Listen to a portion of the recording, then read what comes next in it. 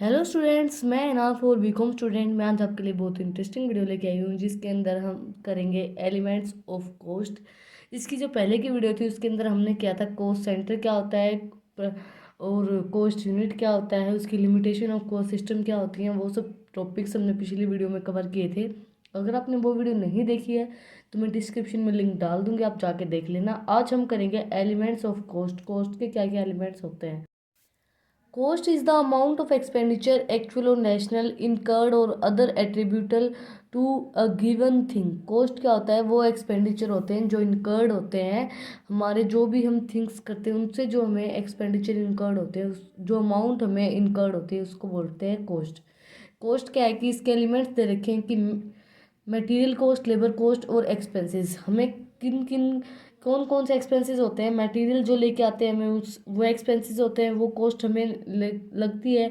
जो हम लेबर लगाते हैं, जो उस मटेरियल को फिनिश्ड गुड के अंदर ट्रांसफ़र करने के लिए जो हम लेबर लगाते हैं वो लेबर कॉस्ट। और जो भी एक्सपेंसेस होते हैं, अदर एक्सपेंसेस, जो एक्सपेंसेस होते हैं वो एलिमेंट्स ऑफ कॉस्ट के अंदर इंक्लूड होते हैं। तो मटेरियल कॉस्ट के अंदर क्या होगा?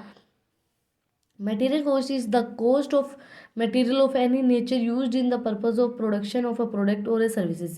Material cost क्या होती है? Material cost वो पर्पज जो भी हम प्रोडक्शन के लिए, जो भी मटेरियल के लिए, प्रोडक्ट और सर्विसेज को बनाने के लिए जो मटेरियल यूज़ करते हैं, जो कॉस्ट हमें फिर लगती है, जो कॉस्ट हमें आती है, इनकर्ड होती है, उस कॉस्ट को बोलते हैं मटेरियल कॉस्ट। उसके बाद material cost is of two type. Material cost दो टाइप की होती है, डायरेक्ट मटेरियल कॉस्ट और indirect material cost. Direct material cost क्या होगी? Cost of material which can be directly allotted to a cost centre और a cost of objective in economical feasible ways. जो directly जो incurred होती है, directly जो cost centre से direct हम अलॉट करते हैं कि ये हमें इकोनॉमिकल फैसिलिटीज़ जो भी हमने प्रोवाइड करवाई है वो डायरेक्टली हमारी इनकर्ड हो रही है, डायरेक्टली हमें देनी पड़ रही है, वो होती है डायरेक्ट मटेरियल कॉस्ट। इसके अंदर क्या क्या इंक्लूड होते हैं? Material include following: the cost of raw material which enter into a form major part of the product. जो भी एंट्री करते हैं हम, जो मेजर पार्ट ऑफ प्रोडक्ट होता है उसकी जो कॉस्ट होती है वो।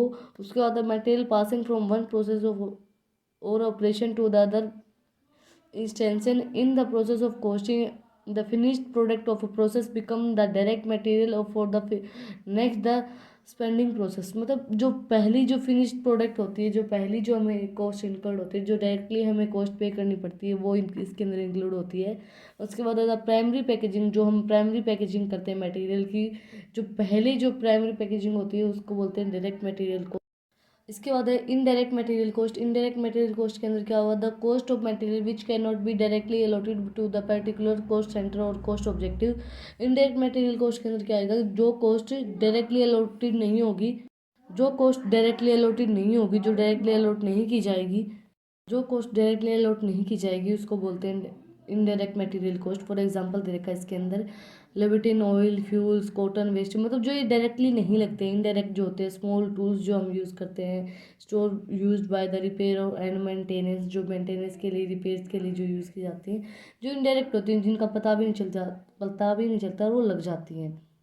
फिर है labour cost. Labour cost according to CASI, labour cost means the payment made by the employees permanent और टेम्परेरी फॉर देयर सर्विसेज। जो पेमेंट हम करते हैं एम्प्लॉयज़ को, चाहे वो परमानेंट हो चाहे टेम्परेरी हो, उनको जो वो टेम्परेरी सर्विस जो वो प्रोवाइड करवाते हैं या जो कोई परमानेंट सर्विस प्रोवाइड करवाता है, उनको जो हम कॉस्ट पे करते हैं, उनको चाहे हम सैलरी लगा लो, सैलरी पे करते हैं, उसको बोलते हैं लेबर कॉस्ट। ये भी दो तरह की होती है, डायरेक्टली लेबर कॉस्ट और indirect labour cost. Direct labour cost के अंदर क्या आएगा? The cost of wages of those workers who are readily identify और linked with the cost centre and cost object. जो डायरेक्टली लिंक्ड होते हैं, आइडेंटिफाई होते हैं, जिनको हमें मतलब डायरेक्टली पे करनी ही पड़ती है, जैसे जो परमानेंट वर्कर्स होते हैं उनके लिए, तो वो होते हैं डायरेक्ट लेबर कॉस्ट। इसके बाद direct labour is also known as process labor, operations labor, primary cost labor or a productive labor. इसके बाद indirect labor cost. Indirect labor cost is the wages of employees which is not directly allocable to the particular cost centre, जो directly allocable नहीं होती है particularly कोई भी coast centre से, उसको बोलते हैं indirect labour cost. For example देखिए, वेजेस ऑफ इनडायरेक्ट लेबर, किसी भी इनडायरेक्ट लेबर जो परमानेंट नहीं है उनको हम वेजेस पे करते हैं या हॉलीडे पे करते हैं, ओवर टाइम वेजेस जो पे करते हैं, वेजेस ऑफ आइडियल टाइम्स जो हम पे करते हैं। इसके बाद है third point, cost expenses, the cost of services provide in the understanding and the national cost of use of owned assets, जो भी हम अपनी जो एसेट्स यूज़ होते हैं ओन एसेट्स उसको बोलते हैं, जो हम अपनी एसेट्स यूज़ करके एक्सपेंसेस जो करते हैं, जैसे कोई भी हम प्रोडक्शन कर रहे हैं उसके अंदर हमारे पास कोई सामान अवेलेबल है वो हम यूज़ करके उस सामान को बना रहे हैं, तो वो अपना एक्सपेंसेस हो गया। अपनी एसेट्स यूज़ कर रहे हैं, मोमेंट एसेट्स यूज़ कर रहे हैं, तो उसको बोलते हैं एक्सपेंसेस कोस्ट। एक्सपेंसेस कोस्ट भी टू टाइप्स के होते हैं, डायरेक्ट एक्सपेंसेस और इनडायरेक्ट एक्सपेंसेस। डायरेक्ट एक्सपेंसेस के अंदर क्या आएगा, direct expenses are the expenses other than direct material और direct labour which can be identified और linked with the cost centre और कोस्ट ऑब्जेक्टिव। जो लिंक डायरेक्टली जो कोस्ट लेबर और डायरेक्ट लेबर और डायरेक्ट जो भी मटेरियल्स हैं उनसे लिंक्ड होते हैं उसको बोलते हैं direct expenses. For example, cost of railway freight carriage etcetera, cost of operation of machines used in the particular jobs, जो भी मशीन्स यूज़ की जाते हैं कोई भी पर्टिकुलर जॉब के अंदर वो होते हैं कॉस्ट ऑपरेशंस के अंदर वो होती है डायरेक्ट एक्सपेंसेस। इनडायरेक्ट एक्सपेंसेस क्या होंगे, indirect expenses are the expenses other than the nature of material of the labour and can not be directly allotted by the, ये डायरेक्टली अलॉट नहीं किए जाते हैं इनडायरेक्ट एक्सपेंसेस, ये इनडायरेक्ट वे में allot किए जाते हैं। इसके एग्जांपल दे रखे हैं, factory expenses, office and administration expenses, selling and distribution expenses, ये इसके एग्जांपल है। इसके बाद है क्लासिफिकेशन ऑफ कोस्ट, कोस्ट को हम किन किन तरीके से क्लासीफाई कर सकते हैं। Basic rule of classification of cost के रूल्स तरीके हैं क्लासीफाई करने के कोस्ट को। सबसे पहले classification of cost is the arrangement of items of cost logically graphic heavy regard of the nature of और अ पर्पस, मतलब हम उनको लॉजिकली कोई ग्राफ्स के थ्रू हम अपनी कोस्ट को क्लासीफाई कर सकते हैं, या फिर ग्राफिकल मेथड से, या फिर और भी कई मेथड से हम अपनी कोस्ट को क्लासीफाई कर सकते हैं। इसके बाद item should be classified by the one character for a specific purpose without ambiguity. इसके अंदर क्या है, जो भी आइटम्स हम कोई भी आइटम है वो स्पेसिफिक पर्पस के लिए क्लासीफाई किया जाता है। उसके बाद है schemes of classification should be reach such the every time of cost is can be classified, जो भी स्कीम्स है क्लासिफिकेशन की वो हर टाइम यूज़ होते हैं कोस्ट को क्लासीफाई करते समय। हम किन किन बेसिस के ऊपर क्लासीफाई करेंगे कोस्ट को, सबसे पहले है according to nature of expenses, उन अपने एक्सपेंसेस के नेचर पे हम कितने तरह के एक्सपेंसेस करते हैं। मैंने आपको पहले बताया था कि मटेरियल, लेबर और एक्सपेंसेस। हम मटेरियल एक्सपेंसेस करते हैं, हम लेबर एक्सपेंसेस करते हैं लेबर को देने के लिए, और एक्सपेंसेस जो हमने अभी भी पढ़े थे उस इसके अंदर देगा cost should be gather together in the grouping such as material, labour and same as चीज़। मैंने आपको बताया कि हम जो भी कोस्ट नेचर के एक्सपेंसेस के थ्रू करते हैं, जैसे मटेरियल्स के लिए, लेबर्स के लिए और एक्सपेंसेस के लिए, ये सब कोस्ट इसके अंदर क्लासीफाई की जाती है according to nature of expenses. एक चीज़ है, अगर आप कोई भी एग्ज़ाम के अंदर डायग्राम बना के, जैसे अभी मैंने लाइन भी लिख दी, अगर मैं नॉर्मली ये लाइन लिख देती तो कोई इफेक्ट नहीं डलता, बट अब मैंने ये डायग्राम बना दिया तो एक अलग सी ही झलक दिखती कि हाँ भाई डायग्राम बना रखा बच्चे ने, तो वो अलग से एक पेपर प्रेजेंटेशन होती है। इसके बाद according to relation to cost centre, according to basis classification should be made in the basic of mode of allocation of a cost and cost unit. The classification can be explained with the help of following chart। जो classification है relation to cost centre से, वो हम एक following chart के through अब आपको बताएंगे। कोस्ट को हम दो तरीके से क्लासीफाई कर सकते हैं, डायरेक्ट कोस्ट और इनडायरेक्ट कोस्ट। डायरेक्ट कोस्ट भी दो तरीके से, तीन तरीके से हो सकती है। मटेरियल एक्सपेंसेस, जो मटेरियल से कोस्ट हमें मिलती है, या जो लेबर से, चाहे एक्सपेंसेस से। फिर इनडायरेक्ट कोस्ट भी same as it is material cost, labour cost और एक्सपेंसेस कॉस्ट। डायरेक्ट कॉस्ट क्या होती है, direct cost is the cost which can be directly identified, जो डायरेक्टली आइडेंटिफाई की जाती है फाइनल प्रोडक्ट और सर्विसेज के लिए। जो इनडायरेक्ट कॉस्ट होती है वो डायरेक्टली आइडेंटिफाई नहीं की जाती है विद द फाइनल प्रोडक्ट के लिए। Indirect cost is the cost which can not be economically treated directly with the final product according to the function of activities. फिर थर्ड पॉइंट है कि हम किन फंक्शन ऑफ एक्टिविटीज़ के through classify कर सकते हैं on the basis of function और activity cost are classified in the 5 major category: production, administration, selling, distribution, research and department.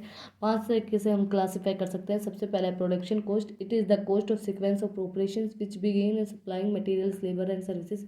जो प्रोडक्शन करने के लिए, जो पैकेजिंग करने के लिए प्रोडक्ट की, जो भी प्रोडक्शन करने के लिए मटेरियल यूज़ होता है पैकेजिंग करने के लिए, सप्लाई करने के लिए, वो उसको बोलते हैं प्रोडक्शन कोस्ट। जो हम प्रोडक्शन करने के लिए इंकर्ड होती है, सर्विसेज, लेबर्स जो भी लगते हैं, वो सब चीज़ें प्रोडक्शन कोस्ट के अंदर इंक्लूड होती हैं। उसके बाद है administration cost, the cost of formulation of policies directing the organisation and controlling the operations and undertaking which is not related to production, selling, distribution. मतलब प्रोडक्शन, सेलिंग, डिस्ट्रीब्यूशन से इसके अंदर इंक्लूड नहीं होती है। एडमिनिस्ट्रेशन कॉस्ट के अंदर include होती हैं जो हम ऑर्गेनाइजेशन को कंट्रोल में रखते हैं, जो भी हमारे पॉलिसीज होते हैं, जिनसे हम डायरेक्ट करते हैं ऑर्गेनाइजेशन को, वो सब चीज़ें एडमिनिस्ट्रेशन कॉस्ट के अंदर इंक्लूड होती हैं। इसके बाद है सेलिंग कोस्ट। सेलिंग कोस्ट के अंदर क्या होगा? The cost of sinking of a crate and stimulate demand and securing order. इसके बाद है distribution cost, the cost of sequence of operations which being we are making pay, जो package product के लिए जो भी हम पैकिंग लगाते हैं, उसके बाद जो हमें डिस्ट्रीब्यूशन करने के लिए जो भी अमाउंट लगती है अवेलेबल फॉर रीयूज़, हमें रीयूज़ करना पड़ता है, रिटर्नेबिलिटी, जो भी पैकेजिंग करने के लिए हमें जो भी सामान लगता है, the cost of sequence operations which being making the package product available for the dispute and the end of the making the conditioned return immunity package if an availability of reuse. हमें अगर वो reuse करना पड़ता है तो जो भी distribution cost लगती है वो इंक्लूड होती है। इसके बाद है research and development cost. Research and development cost are the cost of undertaking research and improve quality. जब हम जैसे मार्केट के अंदर हमने कोई प्रोडक्ट लॉन्च किया है, तो हमने जो भी प्रोडक्ट लॉन्च किया है उसकी क्वालिटीज़ कैसी हैं उसके बारे में रिसर्च करना, हमने वो मैन्युफैक्चर किया है, वो हमने जो कोई भी न्यू प्रोडक्ट लॉन्च किया है मार्केट के अंदर रिसर्च करके देखना कि हमारा प्रोडक्ट लोगों को पसंद आ रहा है या नहीं आ रहा है। उसके बाद है according to behaviour of cost. Behaviour of cost, हमारी कॉस्ट का कैसा बिहेवियर है उसके अकॉर्डिंग cost can be classify based on the fixed cost. मतलब बिहेवियर कैसा है, जो कॉस्ट है प्रोडक्ट की वो चेंज होती रहती है, फिक्स्ड कॉस्ट है या वेरिएबल कॉस्ट है उसके ऊपर, या सेमी कॉस्ट वेरिएबल है, वो सब चीज़ें भी उसके ऊपर डिपेंड होती हैं। भी हमने इसके अंदर इंक्लूड कर रखा कि कॉस्ट क्या है, कि फिक्स्ड है, वेरिएबल है, सेमी वेरिएबल है। कॉस्ट मतलब एक तो एक प्रोडक्ट की कॉस्ट बिल्कुल फिक्स्ड है, यही रहती है, या वेरिएबल है वो चेंज होती रहती है, या सेमी वेरिएबल है वो कई बार चेंज होती है या कई बार नहीं होती है। इसके बाद फोर्थ पॉइंट है according to nature of production of process.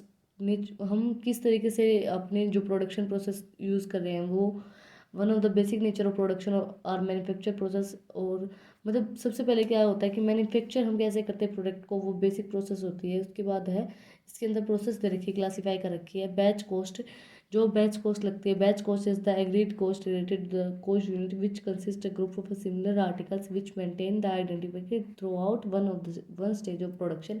मतलब इसके बैच कॉस्ट जो पहली जो प्रोडक्शन की स्टेज होती है वो इसके अंदर इंक्लूड होती है। उसके बाद process cost when the production process is such that goods are produced from a sequence of continuous in or respective operations or a process the cost incurred in during a period of consideration as a process। जो cost incurred होती है, जो भी consideration हम process को use करते हैं, जो periods के अंदर, जो भी period के अंदर consideration process के अंदर जो भी cost incurred होती है वो cost इसके अंदर include होती है। इसके बाद operation cost। operation cost के अंदर क्या होगा?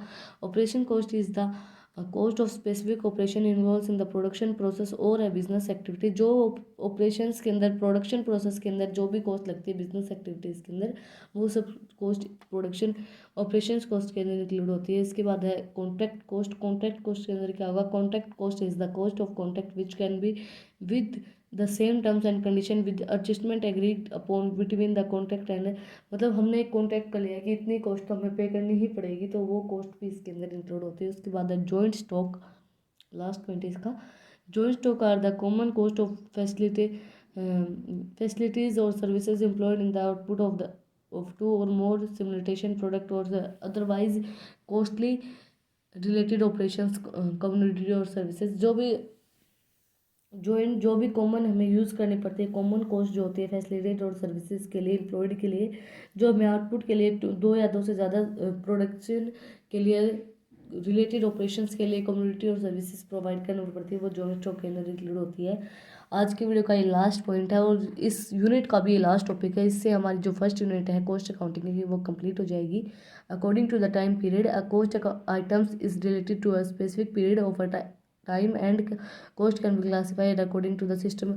मतलब हम टाइम पीरियड के अकॉर्डिंग अपनी कॉस्ट को क्लासीफाई करें, जैसे कि इसके अंदर दे रखा है historical cost, predetermined cost, standard cost और एस्टिमेटेड कॉस्ट। एस्टिमेटेड कॉस्ट के थ्रू या प्री डिटरमाइंड जो भी हमने कॉस्ट दे रखी है स्टैंडर्ड कॉस्ट या हिस्टोरिकल कॉस्ट के थ्रू। आज की वीडियो में हमने पढ़ा है कि एलिमेंट्स ऑफ कॉस्ट क्या होते हैं और क्लासिफिकेशन ऑफ कॉस्ट क्या होती हैं।